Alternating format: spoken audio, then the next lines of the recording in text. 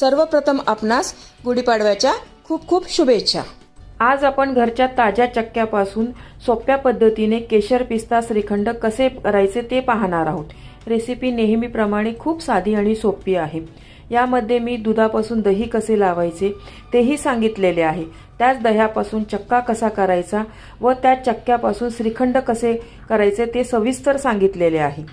यामध्ये जो चक्का बनवलेला आहे त्यापासून आपण वेगवेगळ्या फ्लेवरचे श्रीखंड बनवू शकतो, जसे केशर पिस्ता श्रीखंड, राजभोग श्रीखंड, आम्रखंड, इलायची श्रीखंड, मिक्स फ्रूट श्रीखंड, अंजीर श्रीखंड असे अनेक फ्लेवरचे श्रीखंड बनवू शकतो। हे श्रीखंड चवीला खूपच छान लागते आणि बाहेरच्या श्रीखंडापेक्षा स्वस्तही पडते।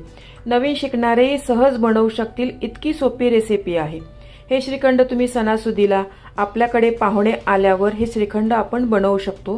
चला तर वेळ न घालवता हे टेस्टी श्रीखंड कसे बनवायचे ते पाहूया। हे पहा, आपले श्रीखंड मस्त झालेले आहे। हे श्रीखंड मी 2 ते 3 तास फ्रीजमध्ये ठेवले होते। फ्रीजमध्ये ठेवल्यामुळे साखर, चक्का आणि केशर मस्त एकजीव झालेले आहे। या गुढीपाडव्याला तुम्ही श्रीखंड पुरीचा बेत जरूर करा आणि कसे झाले मला कमेंट्सद्वारे कळवा।